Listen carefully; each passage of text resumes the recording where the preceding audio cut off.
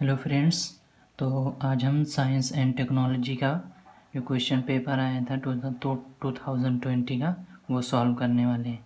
तो इसमें देख लेते हैं क्या है। टाइम जो दिया रहेगा 2 आवर्स का है और मैक्सिमम मार्क्स कितना है 40 का। 40 मार्क्स का पार्ट 1 का रहेगा और पार्ट 2 का जो रहेगा वो भी 40 मार्क्स का रहेगा। तो ये फर्स्ट पेपर है जो कि 40 मार्क्स का है। ओके, तो इसमें नोट क्या दिया हुआ है। इसमें नोट दिया हुआ है ऑल क्वेश्चन आर कंपलसरी। जो मतलब क्वेश्चन दिए हैं सारे कंपलसरी है, मतलब सबको करना है। Okay, use of calculator is not allowed. जो कैलकुलेटर है उसका अलाउड नहीं है। ओके, खुद से कैलकुलेशन करना है अगर कैलकुलेशन पार्ट दिया हुआ है तो। फिर तीसरा है number two the right of questions indicate full marks. जितने मार्क्स का क्वेश्चन रहेगा उसके सामने दिया रहेगा। ठीक, in case of MCQ only the first attempt will be evaluated and will be given credits। मतलब फर्स्ट अगर MCQ टाइप्स के क्वेश्चन है दो जो फर्स्ट टाइम में हम अटेम्प्ट कर रहे हैं उसी को माना जाएगा। अदरवाइज़ अगर दोबारा दोबारा लिख रहे हैं तो उसको कैंसिल कर दिया जाएगा। ठीक, तो अभी देखते हैं अपना क्वेश्चन क्या है। इसमें क्वेश्चन देख लेते हैं, क्वेश्चन करते हैं।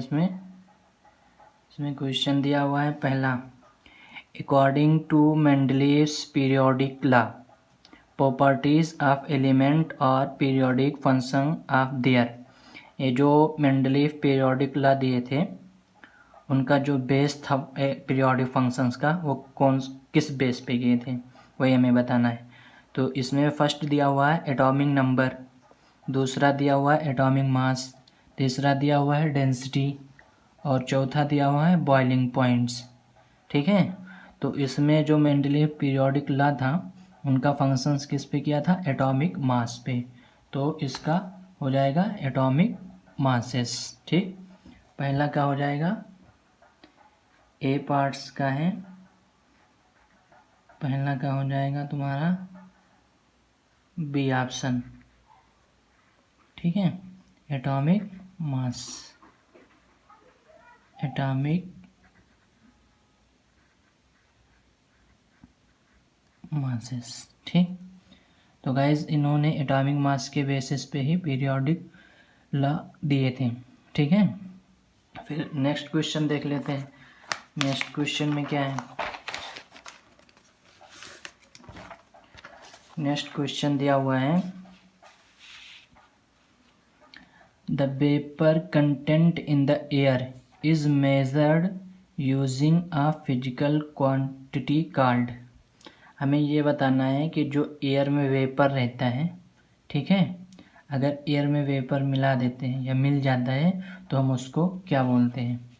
ठीक है, तो इसका आंसर हो जाएगा इस ह्यूमिडिटी। ठीक है, जब एयर रहता है, एयर में अगर हम वेपर मतलब वाटर का कुछ कंटेंट मिला देते हैं उसमें तो वो ह्यूमिडिटी कहलाती है। तो सेकंड का क्या हो जाएगा, डी। ठीक है, सेकंड का हो जाएगा डी, ह्यूमिडिटी।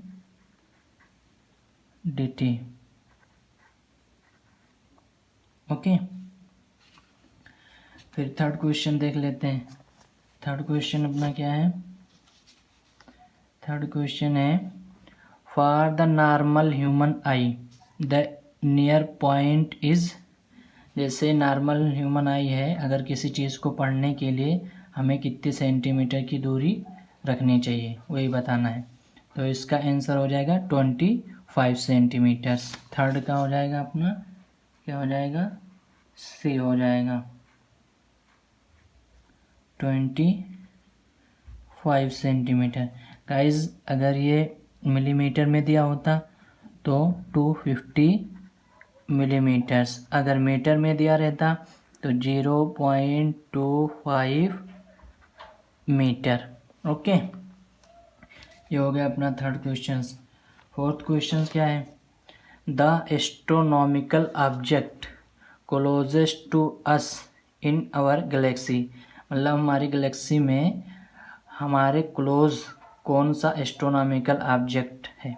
एस्ट्रोनॉमिकल ऑब्जेक्ट क्या है, यूनिवर्स में जितने भी हैवी ऑब्जेक्ट हैं उनको हम क्या बोलते हैं, एस्ट्रोनॉमिकल ऑब्जेक्ट बोलते हैं। तो वही हमें बताना है। The astronomical object closest to us is, मतलब हमारे सबसे ज़्यादा क्लोज कौन है, तो इसका आंसर हो जाएगा गाइस मून। फोर्थ का क्या हो जाएगा अपना, फोर्थ का हो जाएगा डी ऑप्शन, मतलब मून। मून हमारे सबसे करीब है इसमें, मार्स, वीनस, फिर जुपिटर। ओके, नेक्स्ट क्वेश्चन देखते हैं। नेक्स्ट क्वेश्चन दिया हुआ है, in the Wilfley table method the particle of gangue are separated by, मतलब जो विल्फली टेबल मेथड दिया गया था उसमें कौन सा मेथड हम यूज़ करते गैंग्यू पार्टिकल्स, मतलब स्मॉल पार्टिकल जो रहते हैं उनको अलग करने के लिए। ठीक, तो इसका ऑप्शन हो जाएगा अपना ग्रेविटेशनल। फिफ्थ का कौन क्या हो जाएगा, फिफ्थ का हमारा हो जाएगा D option, gravitational. Gravitational method हम यूज़ करके इसको अलग करते हैं। ओके, ठीक, ये तो था अपना 5 MCQ टाइप क्वेश्चन थे। अब इसमें क्या करना है, बी पार्ट करके दिया हुआ है, answer the following. B parts का दिया हुआ है इसमें,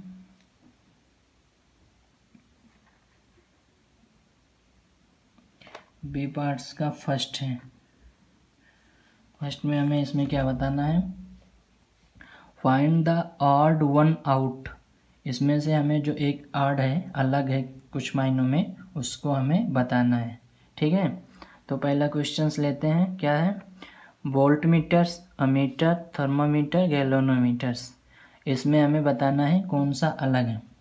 तो गाइस इसको बताने के लिए हमें इसका सबसे पहले प्रॉपर्टी, वर्किंग फंक्शंस क्या है, वर्किंग प्रॉपर्टीज़ क्या है या वर्किंग फंक्शंस क्या है, उसको हमें पहले देखना पड़ेगा। ठीक, तो हम देखते हैं इसको क्या होता है। वोल्ट मीटर्स, वोल्ट मीटर क्या रहता है, volt meter is a device which measures potential difference.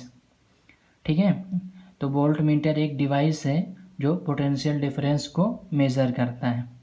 ठीक, दूसरा है अमीटर। अमीटर भी एक डिवाइस है जो क्या करता है, करंट को मेज़र करता है। Ammeter is a device which measure the electric current. कोई भी सर्किट में कितना करंट फ्लो हो रहा है उसको मेज़र करने के लिए हम क्या यूज़ करते हैं, अमीटर यूज़ करते हैं। ठीक, फिर उसके बाद है थर्मामीटर। थर्मामीटर क्या है, थर्मामीटर भी एक तरह का डिवाइस है जो बॉडी टेम्परेचर मेज़र करती है। ये क्या मेज़र करते हैं, ये टेम्परेचर मेज़र करते हैं। ठीक, ओके, उसके बाद फोर्थ क्या है, गैल्वेनोमीटर्स। गैल्वेनोमीटर्स क्या है, गैल्वेनोमीटर भी एक इलेक्ट्रिकल डिवाइसेस है जो क्या मेज़र करता है, direction of the flow of the currents. ठीक, galvanometer is that device which measure the direction of the flow of current. ये करंट किस डायरेक्शन में फ्लो कर रही है उसको मेज़र करेगा कौन, गैल्वेनोमीटर्स। तो हम यहाँ पे क्या देखते हैं, वोल्ट मीटर, अमीटर एंड गैल्वेनोमीटर्स तीनों ही करंट से रिलेटेड है। कोई पोटेंशियल डिफरेंस मेज़र कर रहा है, कोई करंट मेज़र कर रहा है, और एक डायरेक्शन ऑफ करंट मेज़र कर रहा है, ये वाला। ठीक, लेकिन थर्मोमीटर जो है वो टेम्परेचर से रिलेटेड है, करंट से नहीं रिलेटेड है। तो इसको हम क्या लिखेंगे, थर्मामीटर ऑड है, क्या अलग है थर्मामीटर। ओके,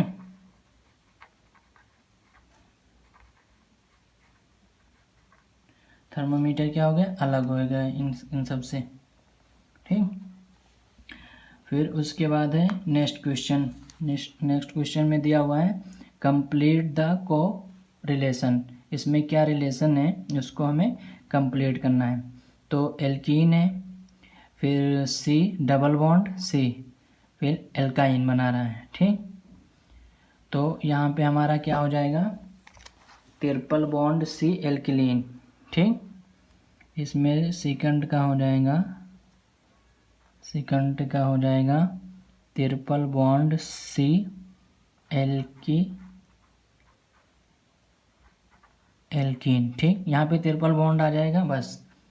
ओके, उसके बाद हमें करना है नेक्स्ट क्वेश्चन।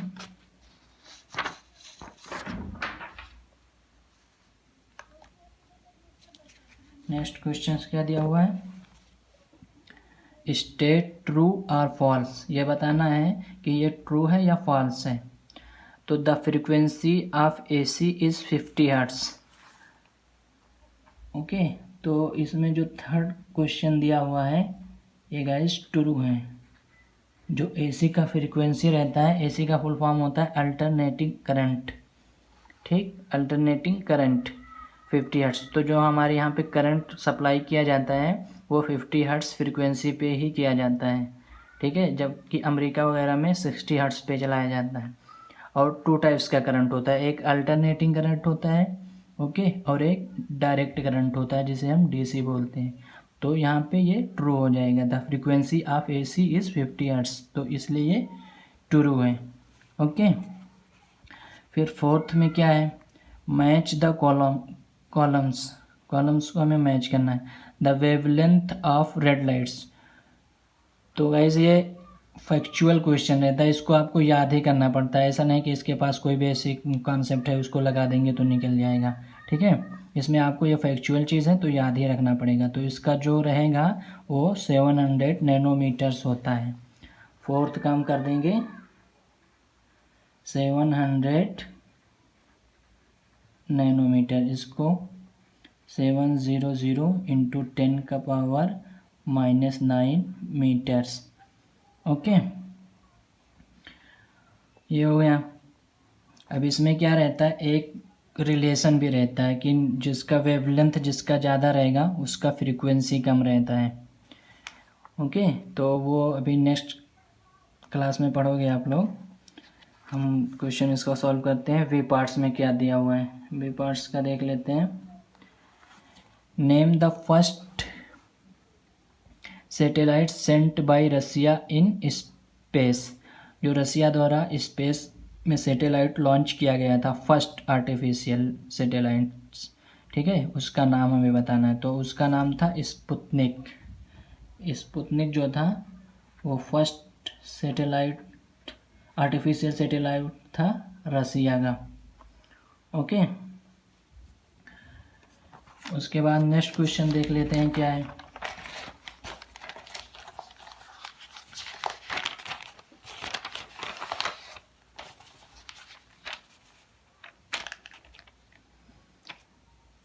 क्वेश्चन नंबर 2 है, 2 का ए पार्ट करके दिया हुआ है और ए का फर्स्ट पार्ट है। ओके, कन्फ्यूज़न ना हो इसलिए ऐसा लिख दे रहे हैं। इसमें क्या दिया हुआ है, the weight of an object changes from place to place through its mass is constant. हमें इसका साइंटिफिक रीज़न बताना है। साइंटिफिक रीज़न हमें इसका बताना है कि वेट जो है वो प्लेस टू प्लेस चेंज होता रहता है जबकि मास जो है वो कांस्टेंट रहता है, ऐसा क्यों है। तो गाइज सबसे पहले ये जान लेते हैं हम कि मास जो है वो हमारा यूनिवर्सल कांस्टेंट है। कौन सा कांस्टेंट है, यूनिवर्सल कांस्टेंट है। अगर यूनिवर्स में हम कहीं भी इसको ले जा रहे हैं तो ये चेंज नहीं होगा, यूनिवर्सल कांस्टेंट है। ठीक है, यूनिवर्सल कांस्टेंट किसी भी प्लेनेट किसी भी जगह पे हम ले जा रहे हैं तो ये चेंज नहीं होगा। जबकि वेट जो है वो वेट डिपेंड करता है किस पे, ग्रेविटी पे डिपेंड करता है। वेट का फार्मूला लिख दे रहा हूँ पहले आपको। वेट इज इक्वल टू होता है मास इनटू ग्रेविटी। ठीक, अब ये ग्रेविटी पे डिपेंड हो गया, डिपेंड्स ऑन ग्रेविटी। मास तो नहीं चेंज होगा लेकिन ग्रेविटी पे डिपेंड्स हो रहा है weight, depends on gravity. Okay, gravity पे डिपेंड्स हो रहा है। ठीक, अब जब ग्रेविटी पे डिपेंड्स हो रहा है, ओके थैंक यू। तो गाइस वेट जो रहेगा वो डिपेंड्स करेगा ग्रेविटी पे, और ग्रेविटी क्या रहता है, प्लेस टू प्लेस चेंज होता रहता है। जैसे अभी अर्थ पे हम देख रहे हैं तो ग्रेविटी का वैल्यू जो हो जाएगा वो 9.8 मीटर पर सेकेंड स्क्वायर होता है। लेकिन अगर हम मून पे जाए यही ग्रेविटी क्या रहेगा, चेंज हो जाएगा। मून पे कितना हो जाएगा, 9.8 इंटू 1/6 करके हो जाएगा। ठीक है, तो ये गाइस जब ग्रेविटी हमारी चेंज होगी तो वेट चेंज होता रहता है। ठीक है, तो हमें यही लिखना पड़ेगा कि the weight of an object change place change from place to place because gravity is going to be changed, so weight is change, otherwise mass is universal constant, so is not change। ठीक, उसके बाद क्या है, next question है star twinkle but we do not see the twinkling of planets. तो हमें ये बताना है कि स्टार जो रहते हैं वो चमकते हैं, ट्विंकल करते हैं, ट्विंकलिंग करते हैं, जबकि जो प्लैनेट्स रहता है वो ट्विंकलिंग नहीं करता है। तो इसका हो जाएगा आंसर जो रहेगा गाइस, इसका हो जाएगा आंसर होगा इसका रिफ्रैक्शन। रिफ्रैक्शन के चलते इसमें स्टार जो रहते हैं वो ट्विंकलिंग करते हैं और प्लैनेट्स ट्विंकलिंग नहीं करते। ठीक, टमटमाते नहीं हैं, ऐसा रिफ्रैक्शंस के चलते होता है। फिर उसके बाद हमारा नेक्स्ट क्वेश्चन है, नेक्स्ट क्वेश्चन हमें बताना है elements belonging to the same group have the same valency. जो सेम ग्रुप के एलिमेंट्स होते हैं उनकी जो वैलेंसी रहती है वो सेम रहती है, ऐसा क्यों होता है हमें ये बताना है। तो इसका देख लेते हैं क्या रहेगा, elements belonging to the same group have the same valency. तो वैलेंसी जो रहता है वो डिपेंड करता है, valency of an elements, valency of an elements depends on number of electrons in outermost cell, depends on number of